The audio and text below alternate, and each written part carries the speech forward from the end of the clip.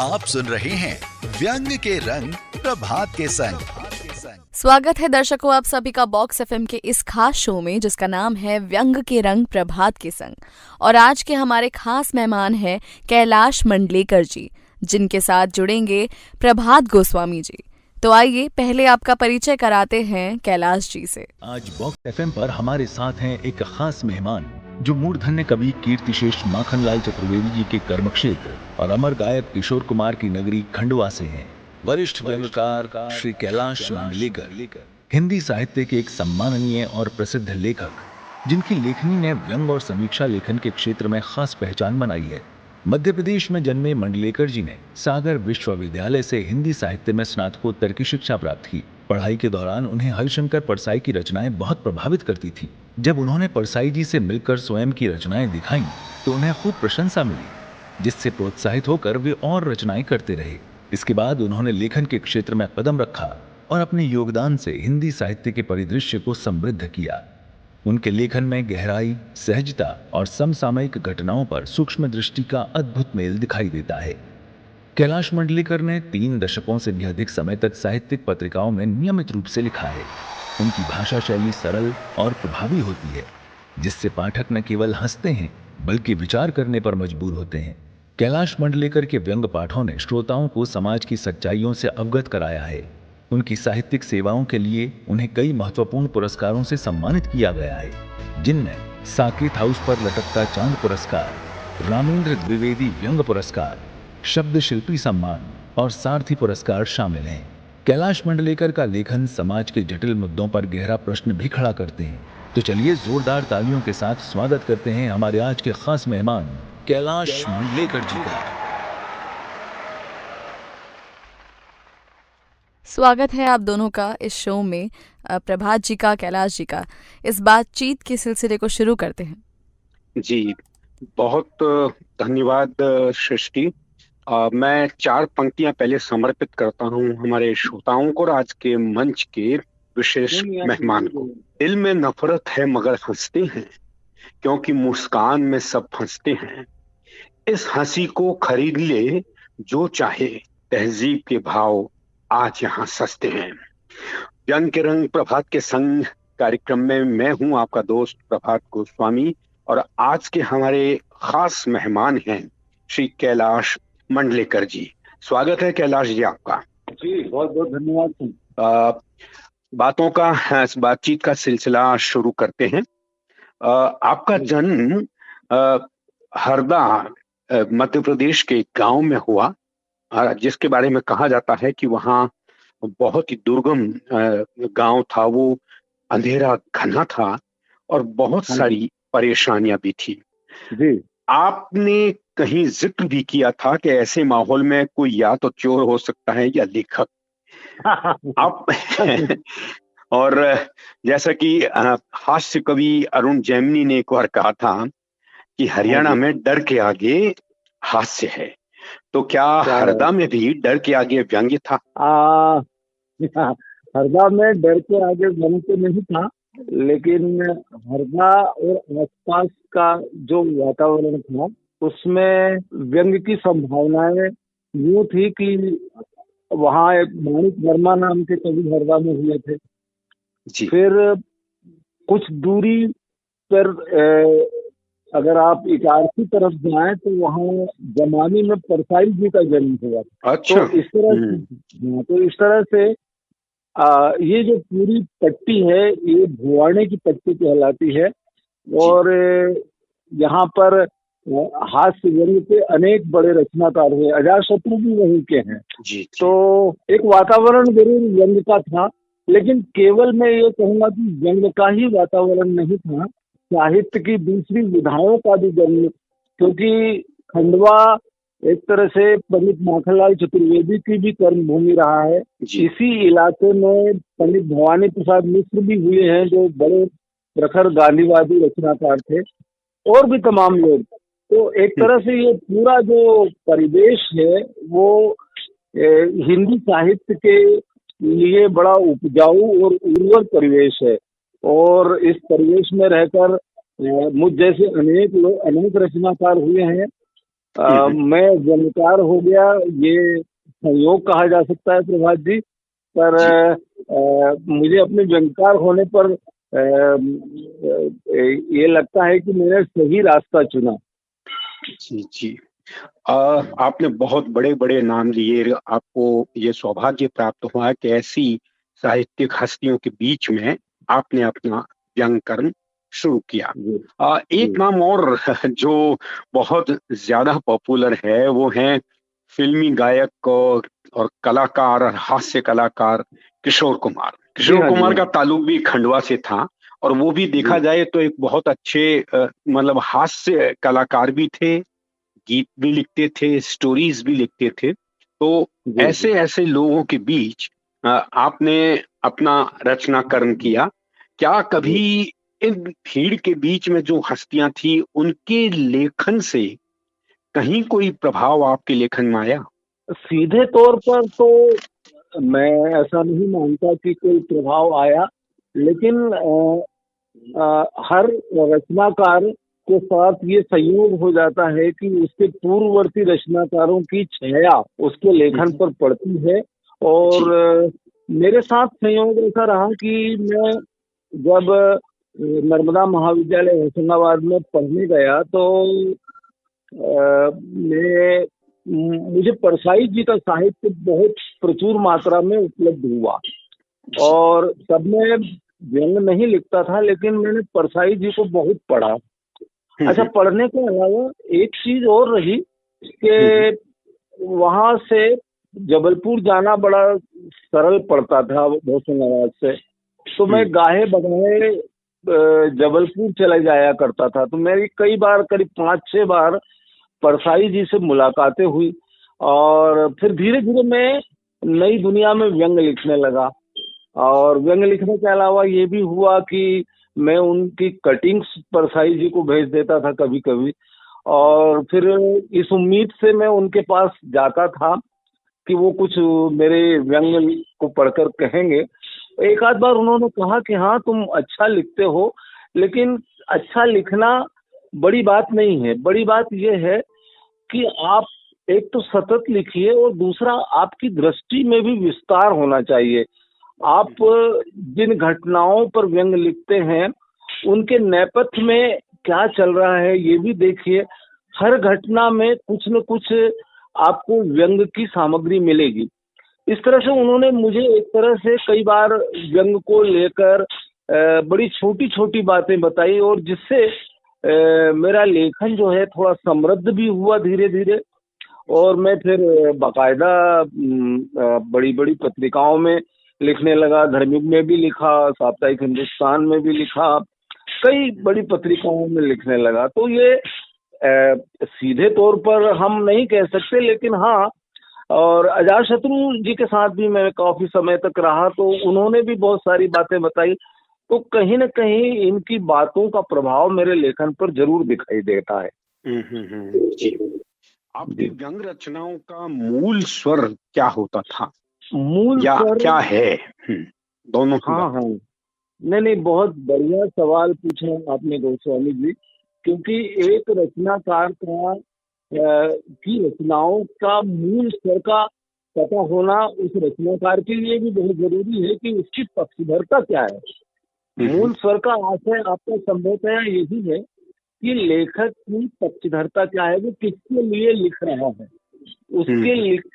उसके सरोकार क्या है उसके लेखन के। तो मैं ये जरूर कहूंगा कि जैसे कि प्रायः हर व्यंग्यकार का होता है कि व्यंग जो है प्रतिपक्ष का ही लेखन होता है। तो इसमें ये बात है कि मेरे लेखन का भी मैं अपने इर्द गिर्द देखता था कि जो चीजें हमें दिखाई जा रही हैं, जो चीजें प्रचारित की जा रही हैं, वो चाहे राजनीति की तरफ से हो, चाहे व्यवस्था की दूसरी संस्थाओं की तरफ से हो, ये देखने में आता था कि वो दिखाते कुछ और हैं, लेकिन उनके नेपथ्य में कुछ और चलता रहता है। तो मुझे लगता था कि ये विसंगति जिसको कहा जाता है वो यही है, विद्रूप जिसको कहा जाता है वो यही है। मैंने ऐसे अनेक लोग देखे जिनकी बातें बड़ी बहुत अच्छी हुआ करती थी, लेकिन जिनका चरित्र जो है उन बातों से मेल नहीं खाता था। तो ये जो गेप है, ये जो अंतर विरोध है व्यक्तित्व का, यही मेरे लेखन का मूल स्वर है। मुझे लगता है कि ये अंतर विरोध समाप्त होना चाहिए। व्यवस्था जो बता रही है, व्यक्ति जो बोल रहा है, उसके बोलने में और एक जो उसकी कहने और उसके कथनी और करनी में भेद समाप्त होना चाहिए।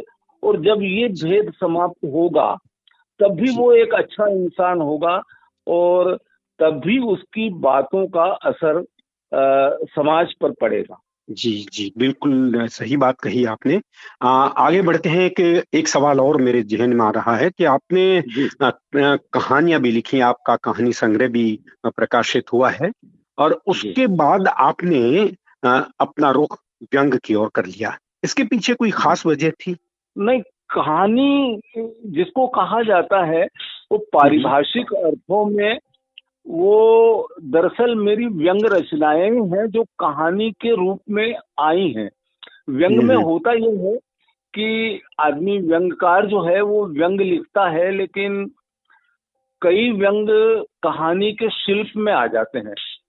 वो निबंध के या लेख के शिल्प में नहीं आते, उसको कहानी के शिल्प में ढालना पड़ता है, क्योंकि वो कथा वस्तु या उसकी अंतर वस्तु ही ऐसी होती है कि उसे कहानी के रूप में ढालना पड़ता है।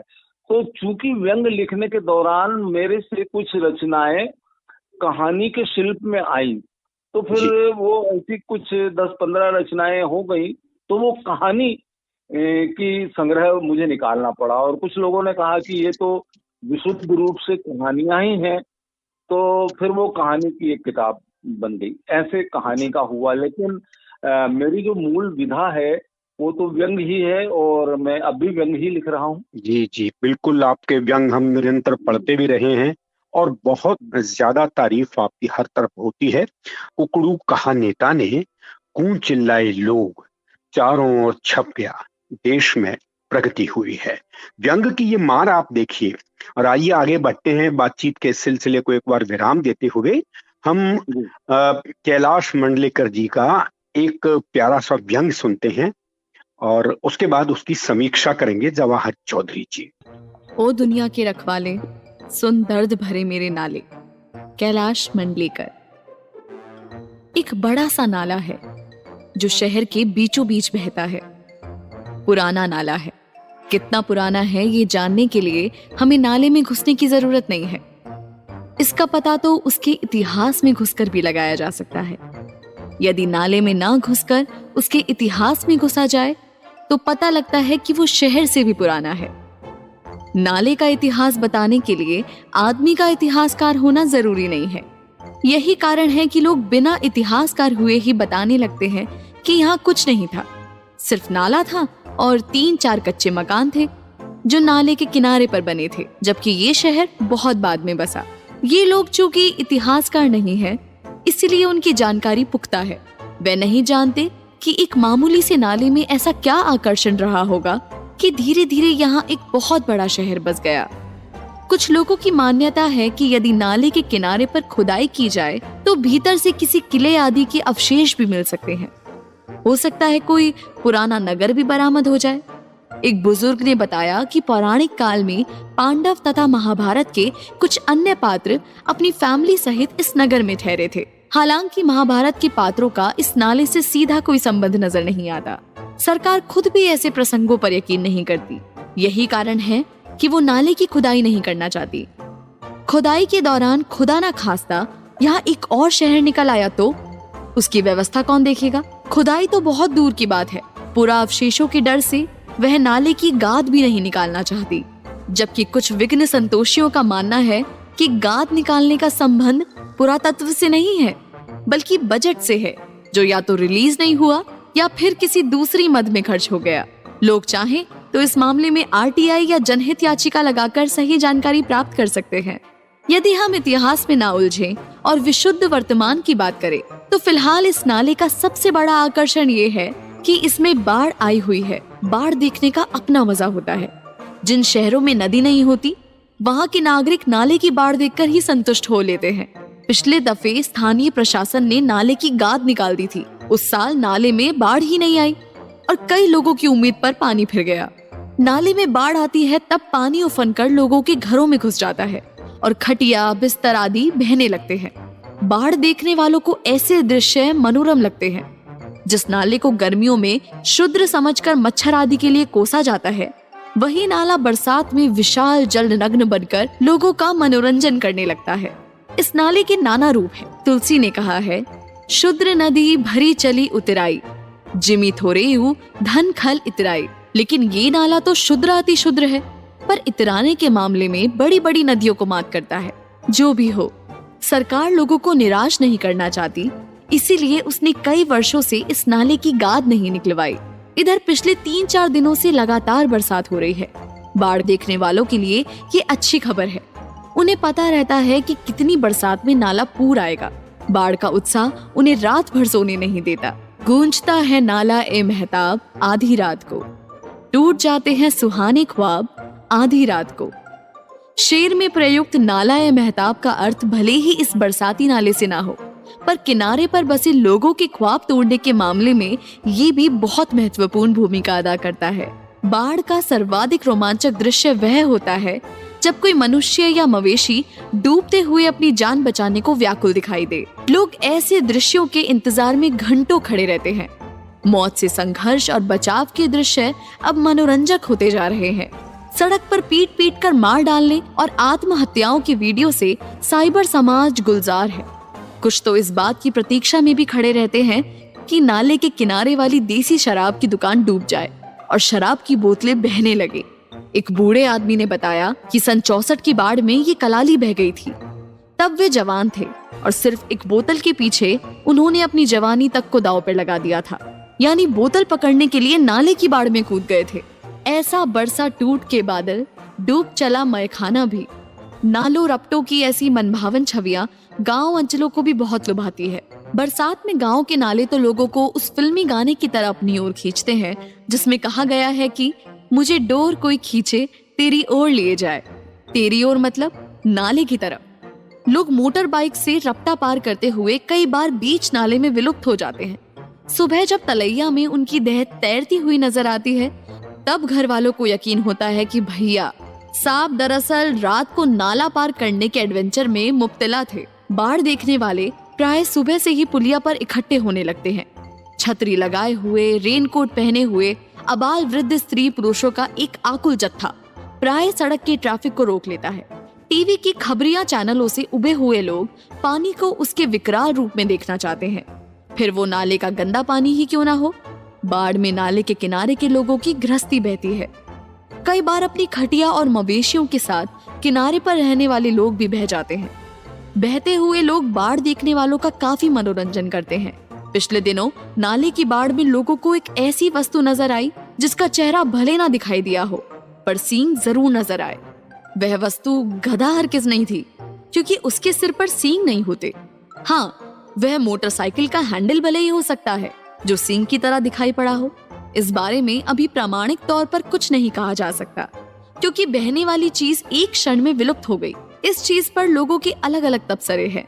किसी ने कहा कि वो बकरी थी जो कान हिला रही थी, जबकि एक बरमूडा पहने सज्जन ने लोअर पहने हुए आदमी को कहा कि वो वास्तव में एक मोटरसाइकिल थी जो नाले के किनारे खड़ी थी।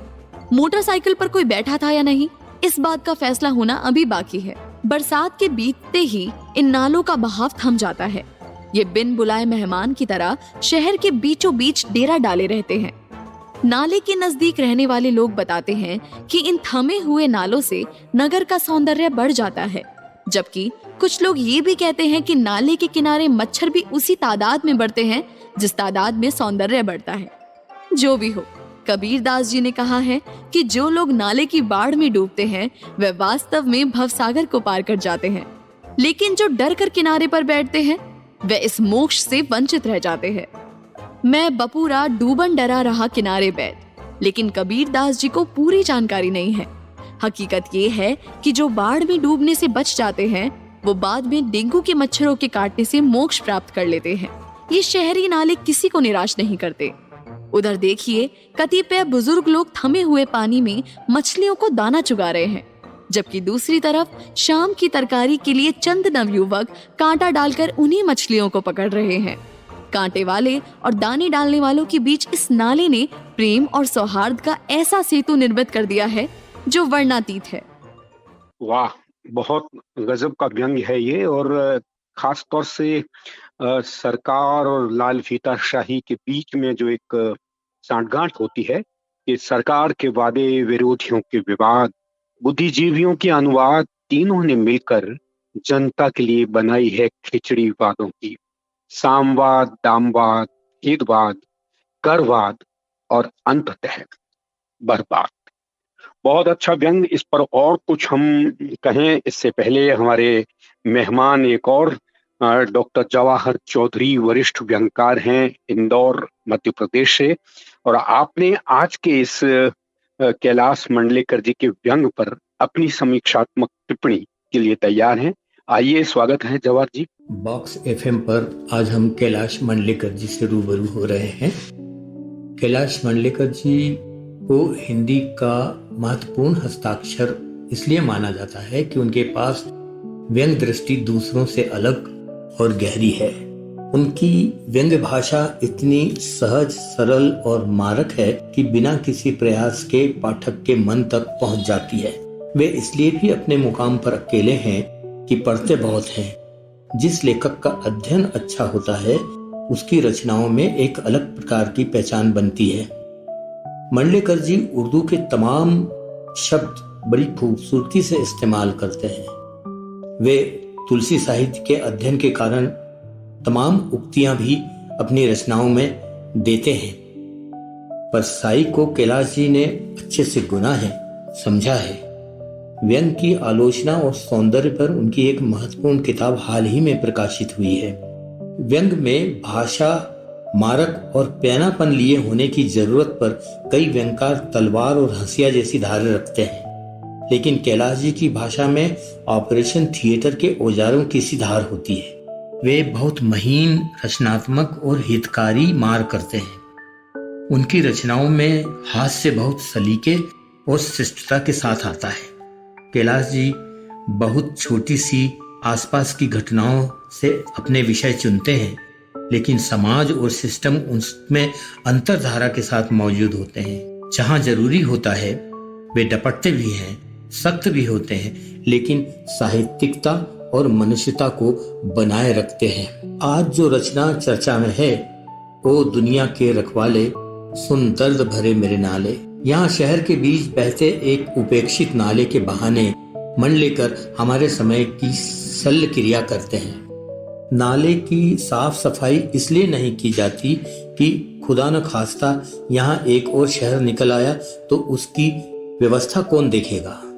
गाद इसलिए नहीं निकालते क्योंकि बजट नहीं है। बजट था तो दूसरे मदों पर खर्च हो गया। जब बाढ़ आती है, पानी घरों में घुसता है तो लोग इसका मजा लेते हैं। वीडियो और रील बनाने वाले इस संदर्भ में याद आ जाते हैं। वे लिखते हैं, बाढ़ का सर्वाधिक रोमांचक दृश्य वह होता है जब कोई मनुष्य या मवेशी डूबते हुए अपनी जान बचाने को व्याकुल दिखाई दे। लोग ऐसे दृश्यों के इंतजार में घंटों खड़े रहते हैं। बरसात बीत जाती है और नाला में एक थमाव आ जाता है। बरसात बीतने पर थमे नाले में मच्छर पैदा होते हैं। जो नाले की बाढ़ में डूब गए वे भवसागर पार हुए। जो बच गए उनकी जिम्मेदारी अब मच्छर उठाते हैं। आप देखेंगे कि इस रचना का अंत भी बहुत करुणामय है और अर्थपूर्ण है। नाले के एक किनारे पर बुजुर्ग मछली को दाना चुगा रहे हैं और दूसरे किनारे पर कुछ युवा कांटा डाले उन्हीं मछलियों को मार रहे हैं। यह भी एक तरह का बहुत करुण दृश्य है। इस रचना में विकृतियों, विसंगतियों को बहुत सलीके से सामने रखा गया है। पाठक रचना से बंध कर अंत तक पहुंचता है। कैलाश जी की रचनाओं की यह विशेषता है कि उनकी रचनाएं पाठक को बांध लेती हैं और वो अंत तक पहुंचाती हैं और सोचने पर भी विवश करती हैं। कहीं कहीं पाठक के चेहरे पर कुछ मुस्कुराहट आती है, लेकिन जब जब आईना सामने आता है उसे कुछ चुभता भी है। मुझे लगता है कि ये एक बहुत अच्छी और सुंदर रचना है जो हमारे सामने आज प्रस्तुत हुई है। बॉक्स एफएम को एक अच्छे आयोजन के लिए मैं बधाई देता हूँ। प्रभात गोस्वामी जी की पहल पर हम व्यंगकार कैलाश मांडलेकर जी से रूबरू हुए आज और समृद्ध हुए, सो गोस्वामी जी का भी बहुत बहुत आभार व्यक्त करता हूँ। धन्यवाद। बहुत बढ़िया समीक्षात्मक टिप्पणी। डॉक्टर जवाहर चौधरी देश के वरिष्ठ फनकार इंदौर से हमारे साथ जुड़े हुए थे। और दोस्तों, आगे बढ़े, बातचीत का सिलसिला व्यंग के रंग प्रभात के संग में चलता रहेगा। आप सुन रहे हैं व्यंग के रंग प्रभात के संग। कैलाश जी, एक आत्म व्यंग शैली भी हुआ करती थी किसी दौर में। बहुत से लोग आत्म विनोद, आत्म व्यंग या स्वयं की खिल्ली उड़ाने में एक सहज भाव में बात करते थे, व्यंग भी लिखते थे। कविवर गोपाल प्रसाद व्यास ने एक बहुत अच्छी बात कही थी जो आत्म व्यंग के बारे में बहुत सटीक है। क्या कहती हो दांत झड़ रहे, क्या कहती हो दांत झड़ रहे, अच्छा है वेदांत आएगा, दांत बनाने वाले का भी अरे भला कुछ हो जाएगा, अरे पुरानी ग्रीष्म रंगों से ही बहता निर्मल सोता है, कभी न कभी बूढ़ा होता है। वैसे कवि ही नहीं, साहित्य में भी कोई बूढ़ा नहीं होता, और साहित्य एक ऐसा मंच है जहां पर आप आखिरी सांस तक अपनी बात कह सकते हैं। तो आत्मव्यंग के अलावा आजकल हम बहुत से सोशल मीडिया समूहों में आत्म साक्षात्कार भी पढ़ते भी हैं और कहीं जो यूट्यूब आदि पर देखते भी हैं। तो जब व्यंगकार स्वयं ही अपना वो साक्षात्कार करता है, तो क्या वह अपने आप से संतुष्ट दिखाई देता है, या उसको लगता है कि मैं जो बता रहा हूं या मैं ही जो पूछ रहा हूं वो काफी कुछ सहज और ठीक है? कैलाश जी। नहीं, बिल्कुल आपने बहुत अच्छी बात कही गोस्वामी जी। ये निर्भर करता है कि आप आत्म साक्षात्कार करते वक्त कितने ईमानदार होते हैं, कितने पारदर्शी होते हैं, कितने अपने आप को खोल पाते हैं। मुश्किल ये है कि इसके लिए बहुत साहस की जरूरत है। आत्म साक्षात्कार करना बहुत सहज नहीं होता है। परसाई ने अपने आत्मकथ में जो लिखा है गर्दिश के दिन में, वो इतना सच लिखा है और इतना करुणा से भरा हुआ लिखा है कि उसे पढ़कर हम बिना द्रवित हुए नहीं रह सकते। लेकिन आत्म साक्षात्कार के वक्त लेखक को पूरी तरह से ईमानदार होने की जरूरत है। अगर आप आत्म साक्षात्कार करते समय अगर छद्म का इस्तेमाल करेंगे, अगर झूठ का इस्तेमाल करेंगे, तो आप न तो केवल अपने पाठकों के साथ न्याय कर पाएंगे, न अपनी विधा के साथ न्याय कर पाएंगे और न अपने खुद के साथ न्याय कर पाएंगे। इसलिए आत्म व्यंग लिखने, आत्म साक्षात्कार करने के लिए एक बड़े साहस की जरूरत है, और ये धीरे धीरे साधना से ये साहस प्राप्त होता है। जिनको ये साहस प्राप्त हो जाता है वे प्रणम्य है। हम कोशिश कर रहे हैं कि अपने आप को इतना पारदर्शी बना सके कि हम अपने भीतर के जितने भी कलुष हैं, जितने भी छद्म हैं, उनको सामने ला सके। और हमारी यात्रा अभी जारी है, देखें क्या होता है। जी जी जी, बिल्कुल आपने सही बात कही कि यह यात्रा जितनी जारी आगे बढ़ेगी, निश्चित रूप से अनुभव के पथ पर बहुत सी नई बातें निकल कर आएंगी, जो बहुत से हमारे व्यंग के विद्यार्थी हैं उनको भी अच्छी लगेंगी, वो भी कुछ सीख पाएंगे। थोड़ा सी बातचीत को और आगे बढ़ाते हैं। व्यंग की एक शैली होती है जिसके माध्यम से लोग पहचान लेते हैं, लेकिन एक सधा हुआ व्यंग्यकार या एक अनुभवी व्यंग्यकार अलग अलग शैलियों का इस्तेमाल करता है। जैसे वर्णनात्मक है, निबंधात्मक है, विवरणात्मक शैली है, पत्रात्मक है, फंतासी जैसी चीजें हैं, पैरोडी है, और एक फुटनोट शैली भी है जो लतीफ घोंगी जिस पर लिखा करते थे, और संवाद शैली या डाइजेस्ट शैली। क्या आपको ये इतनी सारी, इसके अलावा बहुत सी शैलियां हैं, क्या आज का व्यंग्य जो लिखा जा रहा है उसमें शैलीगत सौंदर्य आपको कहीं नजर आता है? सवाल आपका बड़ा जटिल भी है और एक तरह से व्यंग का जो समीक्षा शास्त्र है उसकी भी गहरी पड़ताल लिए हुए है आपका सवाल। तो मुझे लगता है कि देखिए, एक तो व्यंगकार टेम्परामेंट से व्यंगकार होता है और एक दूसरा होता है जो अभ्यास से व्यंगकार हो जाते हैं। तो कभी कभी कुछ लेखक, कुछ व्यंगकार ऐसे होते हैं जिनकी मानसिक बुनावट ही व्यंग की होती है। जैसे मैं कहूं कि परसाई जी या शरद जोशी, जिनकी जो मानसिक बुनावट थी वो व्यंग की ही थी, और इसलिए जो व्यंग परसाई ने लिखा, जो त्यागी ने लिखा, जो शरद जोशी ने लिखा, जो श्रीलाल शुक्ल ने लिखा, ये कुछ ऐसे हमारे कालजयी रचनाकार हुए हैं जिनके मानसिक बुनावट ही व्यंग की थी। तो उन्होंने जिस शैली को अख्तियार किया, उन्होंने जिस शैली में व्यंग लिखा, उसमें उनकी एक निजता दिखाई देती है, उसमें उनकी एक आइडेंटिटी दिखाई देती है। बल्कि हम 4 पंक्तियां पढ़कर ही ये बता देते हैं कि ये राग दरबारी का व्यंगकार है श्रीलाल शुक्ल। तो मुझे लगता है कि ये शैली या शिल्प हमारे समय के जो व्यंगकार लिख रहे हैं उनमें भी धीरे धीरे अब अपनी पहचान कायम होती जा रही है। वो भी धीरे धीरे अपनी एक शिल्प, अपनी एक शैली को बनाते जा रहे हैं। तो ये मेरा ख्याल है ये बड़ी लंबी और दीर्घ साधना का मुद्दा है कि जिसमें व्यंगकार अपनी एक शिल्प को प्राप्त कर ले, अपनी एक शैली को प्राप्त कर ले, और फिर उसको पढ़ के उसकी 3-4 पंक्तियों से ही हम ये कहने लगे कि अरे ये तो प्रभात गोस्वामी का व्यंग है, या ये तो ज्ञान चतुर्वेदी का व्यंग है, या ये तो जवाहर चौधरी का व्यंग है। ये कब होगा? जब एक दीर्घ साधना व्यंगकार की हो जाएगी। और मैं समझता हूँ कि ये लेखन कभी चुकता नहीं है, ये सतत एक प्रक्रिया है जो चलती रहती है, और उसमें एक निरंतरता जिसकी बनी रहती है, वो आखिर में जाके एक बड़ा सिद्धस्त व्यंगकार साबित होता है। जी, बहुत बढ़िया बात कही है कि साहित्य एक साधना भी है, और जहाँ बहुत तुरंत में आपको आपकी पहचान नहीं बन पाती, आपको लोग पहचान नहीं पाएंगे।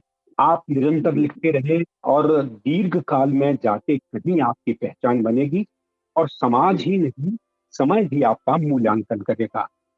आगे बढ़े हम व्यंग के रंग प्रभात के संग कार्यक्रम में। इससे पहले हमारे 2 साथी आज के इस कार्यक्रम से जुड़कर कुछ कहना चाह रहे हैं। मैं फारूक आफरीदी, व्यंगकार, जयपुर। मुझे बहुत ही प्रसन्नता है कि आज के कार्यक्रम में कैलाश मंडलेकर जी जैसे प्रतिष्ठित व्यंगकार पर चर्चा हो रही है और उनका साक्षात्कार है। व्यंग के रंग प्रभात के संग कार्यक्रम में पिछले कई समय से जो देश के प्रतिष्ठित व्यंगकारों के इंटरव्यूज और उन पर जो टिप्पणियाँ हो रही है वह अपने आप में महत्वपूर्ण है। व्यंग आज के जीवन की सबसे महत्वपूर्ण विधा है, जिसको लोकप्रिय बनाने के लिए ऐसे आयोजन अपने आप में महत्वपूर्ण हैं। इनका प्रचार बराबर होता रहना चाहिए। मुझे खुशी है कि प्रभात जी इस कार्यक्रम में लगे हुए हैं और देश के सभी व्यंगकारों को जो सामाजिक सरोकारों और सामाजिक विसंगतियों को लेकर लेखन कर रहे हैं उनको यहाँ प्रस्तुत करने का सद्भाव और सत्प्रयास किया जा रहा है। धन्यवाद एक बार इस कार्यक्रम के लिए, पुनः बधाई। व्यंग के रंग प्रभात के संग सुन रहे सभी श्रोताओं को मुकेश राठौर का नमस्कार।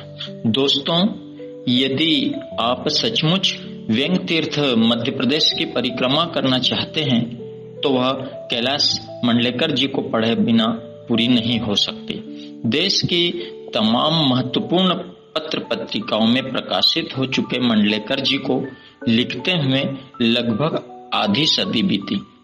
हाँ, लेकिन मैंने उन्हें कभी लिखते हुए नहीं देखा। जी हाँ दोस्तों, जब भी उनसे मिलने गया हमेशा ही उन्हें पढ़ते हुए पाया, जो किसी भी लेखक के लिए सबसे जरूरी है। उन्होंने जितना लिखा है उससे कई गुना अधिक देश विदेश के साहित्यकारों को पढ़ा है। उनके पास व्यंग्य की जो भाषा और कहन की शैली है कदाचित किसी व्यंग्यकार के पास नहीं। कहाँ से बात शुरू करके कहाँ ले जाकर कहाँ खत्म करना कोई उनसे सीखे। गांव देहात की पात्रानुकूल भाषा के तो वे कुशल चित्रकार हैं। नीम सराय के मीठी बोली वाले मंडलेकर जी सीधे कटाक्ष भी करे तो भी पाठक श्रोता कहते हैं वाह मजा आ गया। वे व्यंग्य बनाते नहीं दोस्तों, जब उनकी कलम चलती है यकीन मानिए व्यंग्य खुद ब खुद बनते चला जाता है। उन्हें पढ़ते पढ़ते ही हम जैसों ने थोड़ा बहुत लिखना सीखा है। वे श्रद्धेय माखन दादा और किशोर दा की नगरी खंडवा से आते हैं। मेरा सौभाग्य है कि मैं उनसे कुछ ही दूरी पर रहता हूँ। मंडलेकर सर के पाठक श्रोताओं के लिए एक खुशखबरी देना चाहूंगा कि उन्होंने अपने प्रथम व्यंग्य उपन्यास पर काम शुरू कर दिया है। जल्द ही हमारे बीच होगा ऐसी मुझे उम्मीद है। बहुत बहुत आभार फारूक आफरीदी जी जयपुर से, और हमारे साथी मुकेश राठौड़ तो भीकन गांव से बिल्कुल खंडवा के आसपास ही रहते हैं। आपने बहुत अच्छा संदेश भेजा हमको और हमारे श्रोता निरंतर इस कार्यक्रम को सुन रहे हैं।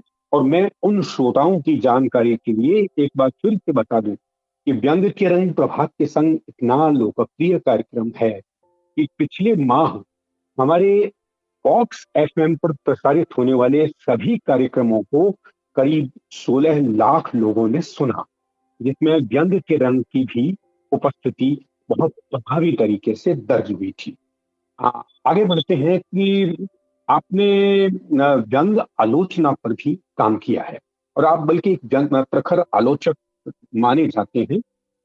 यह भी कहा जाता है कि व्यंग्य में एक अलग आलोचना विधान होना चाहिए, जबकि उसके उलट कुछ लोग कहते हैं कि आलोचना की आवश्यकता क्या है, जबकि व्यंग्य स्वयं आलोचना की एक विधा है। आप क्या कहना चाहेंगे? नहीं, ये बिल्कुल सही बात है कि व्यंग्य स्वयं में ही एक आलोचना है। फिर भी आलोचना का अपना एक अस्तित्व तो है ही, और ये बिल्कुल सही बात है कि हिंदी व्यंग्य की उस तरह से आलोचना नहीं हुई जैसी हिंदी की दूसरी विधाओं की हुई हैं, जैसे कहानी की या कविता की या उपन्यास की। उस तरह से हिंदी व्यंग्य की समग्र आलोचना मैं समझता हूँ नहीं हुई। और इस बात का जिक्र कई बार परसाई जी ने भी किया है कि हिंदी में एक मुकम्मल व्यंग्य आलोचना का शास्त्र विकसित नहीं हुआ, उसके कोई टूल्स ही नहीं बने आलोचना के जो व्यंग्य को पूरी तरह से उसको आलोचना की कसौटी पर रखकर कस सके। तो होता ये रहा है अभी तक कि व्यंग्यकार स्वयं ही कई बार अपने मित्रों की रचनाओं पर कुछ समीक्षात्मक आलेख लिखकर और आलोचना जैसा कोई उपक्रम करने लगते हैं। मैंने उसी प्रक्रिया में आलोचना लिखने की कोशिश की। कुछ मित्रों की किताबें मेरे पास थी और कुछ हिंदी व्यंग्य को लेकर जो मैं सोचता रहा हूँ। मुझे नहीं मालूम कि वो आलोचना के मापदंडों के अनुरूप है या नहीं है, लेकिन मैंने कोशिश की कि एक ऐसी कृति भी लाई जाए जो मैं सोचता रहा हूँ व्यंग्य को लेकर कि व्यंग्य का सौंदर्य शास्त्र क्या होना चाहिए, व्यंग्य में क्या कमी हो जाती है, सपाट बयानी क्या चीज है, व्यंजना क्या, भाषा की व्यंजना क्या हो सकती है। इन चीजों को लेकर उस किताब में कुछ विचार मैंने अपने रखे हैं। मैं ये नहीं मानता कि वो व्यंग्य आलोचना की एक संपूर्ण कृति है, लेकिन ये जरूर है कि मैंने अपनी तरफ से प्रयास किया उस किताब को लिखने का। जी जी जी बिल्कुल, आपने बहुत सही कहा है कि साहित्य की कोई भी विधा अपने आप में परिमार्जित तभी होती है जब उसमें उसका एक स्वतंत्र आलोचना विधान भी हो, ताकि लेखक को ये पता लग सके कि वो कहाँ किस लाइन में जा रहा है, कहीं गलत तो नहीं जा रहा। उसकी रचना में क्या जो कुछ भी उसने लिखा है कितना सहज है या कितना एक कह सकते हैं कि अलग तरह की चीज है। अ, कैलाश जी, लेखक स्वयं जो अच्छा लेखक है, स्वयं अपने आप को से बातें भी करता रहता है और स्वयं को मांझने समृद्ध करने का प्रयास भी वो करता है। आज के दौर में हम ये देखते हैं कि लिखा तो बहुत जा रहा है व्यंग्य, लेकिन हर दूसरे व्यंग्यकार की पीड़ा है कि पढ़ने वाले पाठक है नहीं। तो क्या अब किताबें लोगों के अंतस में उतरने के बजाय हमारे ड्राइंग रूम की साज सज्जा का एक माध्यम बन गया है? हाँ, बहुत ही आज के समय का बहुत ही प्रासंगिक सवाल प्रभात जी आपने पूछा है। और ये हर लेखक का, एक तरह से ये हर लेखक की चिंता में शामिल है कि वो जो लिख रहा है उसे पढ़ा भी जाए। हमारे दौर का एक संकट यह भी है कि हम धीरे धीरे पढ़ने की दुनिया से देखने की दुनिया की तरफ शिफ्ट होते जा रहे हैं। यानी हमें जो टेलीविजन पर या नेट पर या मोबाइल पर जो दिखाया जाता, तो जो दृश्य, हम दृश्यों की तरफ ज्यादा आकर्षित हो रहे हैं और किताब हमसे थोड़ी अलग होती जा रही है। जरूरत इस बात की है कि हम किताब से जुड़ें। किताब हमको विचार का अवकाश देती है, जो कि टेलीविजन नहीं देता। किताब हमें विचार का अवकाश देती है, चिंतन का अवकाश देती है, मनन का अवकाश देती है। इसलिए किताब से जुड़ना बहुत जरूरी है। पर ये दौर क्योंकि ऐसा है कि किताबों से हम दूर होते जा रहे हैं, बल्कि मैं कहता हूं कि जैसे जैसे साक्षरता बढ़ती जा रही है वैसे वैसे पाठक कम होते जा रहे हैं। जबकि होना ये चाहिए कि अगर साक्षरता बढ़ रही है तो पाठक भी बढ़ने चाहिए। तो ये नहीं हो रहा है। ये इतना बड़ा देश है, करोड़ों की जनसंख्या वाला देश है, पर एक रचनाकार की मुश्किल से 100-200 किताबें बिकती हैं। तो ये एक संकट तो है, लेकिन फिर भी उसके बाद भी ऐसा नहीं है कि पढ़ा नहीं जा रहा है, पढ़ा जा रहा है। अच्छी किताबें अब भी पढ़ी जा रही है, नेट पर भी पढ़ा जा रहा है, पुस्तक मेले भी लग रहे हैं।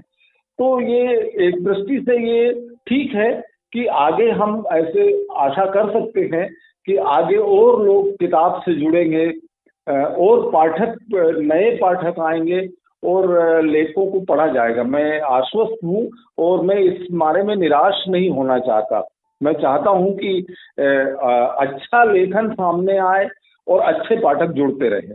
जी, कैलाश जी, बात को आगे बढ़ाते हुए एक सवाल और मेरे जहन में आ रहा है कि आपने हिंदी रंगमंच कला समूह में भी सक्रिय भागीदारी निभाई।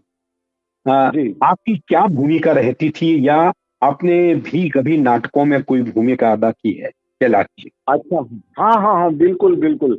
मैं पहले शुरू में यहाँ रंगमंच, खंडवा में रंगमंच बड़ा समृद्ध हुआ करता था एक दौर में। तो करीब 90 दशक की शुरुआत में यहाँ एक कला समूह बना था। उसमें 2 नाटक हुए थे। एक तो हुआ था केपी सक्सेना का बाप रे बाप, और एक सर्वेश्वर दयाल का नाटक था बकरी। तो मैंने और एक नाटक था, नाम भूल रहा हूँ मैं, लेकिन मधुकर जी का था वो, दुलारी बाई। इन नाटकों में मैं शुरुआत में तो बाहर से ही कुछ देखा, लेकिन फिर वो एक हमारे डायरेक्टर साहब थे शैलेन शर्मा, उन्होंने कहा कि तुमको अभिनय भी करना चाहिए। तो फिर मैंने 2-3 नाटकों में, जिनको मैंने अभी नाम लिए, उसमें अभिनय भी किया। और मैं बिल्कुल नया था अभिनय के मामले में, लेकिन मित्रों ने बताया और दर्शकों ने बताया कि नहीं, आप अभिनय बहुत अच्छा कर लेते हैं। तो अब चलिए, अब वो दौर तो खैर अब बीत गया। और अब तो मैं, हाँ, लेकिन मैं रंगमंच को बहुत प्रेम करता हूँ और मैं चाहता हूँ कि कुछ मेरी ही रचनाएं इनका नाट्य रूपांतर हो, क्योंकि नाटक से जो बहुत अच्छे से संप्रेषित हो सकता है और जो पाठक रचना को पढ़कर उतना अर्जित नहीं कर पाता, उससे ज्यादा वो नाटक को देखकर अब मुझे याद आता है शरद जोशी का एक था गदा उर्फ अलाजाद खां, वो इतना इंदौर की किसी संस्था ने उसको किया था, तो वो इतना प्रचलित हो गया था एक समय में कि वो हजारों दर्शकों ने उस नाटक को देखा। तो मैं समझता हूँ कि ऐसा प्रयास किया जाना चाहिए कि हमारे कुछ व्यंग नाट्य के रूप में उसकी पटकथा लिखी जाए, उसकी स्क्रिप्ट बनाई जाए, और कुछ कला समूह हैं जो रंगमंच से जुड़े हुए समूह हैं, उनको चाहिए कि उनको वो नाटक के रूप में प्रस्तुत करें। तो ये हमारी जो उसकी जो व्यंग की संप्रेषणीयता है वो और समृद्ध होगी, ऐसा मैं मानता हूँ। बिल्कुल बिल्कुल। अब हम एक बार फिर से लौटते हैं उस दौर में जब आप जबलपुर जाया करते थे और परसाई जी से अक्सर मिलते थे। तो परसाई जी के साथ आपकी कुछ और कोई ऐसा रोचक अनुभव रहा हो जो आप हमारे श्रोताओं से साझा करना चाहें? अच्छा, बिल्कुल। परसाई जी के साथ एक मेरे साथ अच्छा संयोग ये था कि परसाई जी के जो भांजे थे दीवान, वो मेरे साथ थे होशंगाबाद में, तो उनसे मेरी मित्रता हो गई थी। तो एक दो बार तो मैं उनके साथ गया, फिर एक बार हम अजातशत्रु जी के साथ परसाई जी से मिले थे। तो अजातशत्रु जी उनसे बहुत मुतासिर थे उनके लेखन से, और परसाई जी को उन्होंने बहुत पढ़ रखा था, और यहाँ तक था कि परसाई जी ने भी अजातशत्रु को बहुत पढ़ रखा था, और परसाई जी भी अजातशत्रु का बड़ा सम्मान करते थे। तो जब हम अजातशत्रु के साथ परसाई जी से मिलने गए, तो चूंकि मैं तो पहले 2-3 बार और जा चुका था, तो वो मुझे एकदम से पहचान गए, लेकिन अजातशत्रु जी को उन्होंने थोड़ा गौर से देखा, और फिर उन्होंने उनको पहचाना कि अरे तुम अजातशत्रु हो, अरे बहुत अच्छी बात है, आओ आओ बैठो।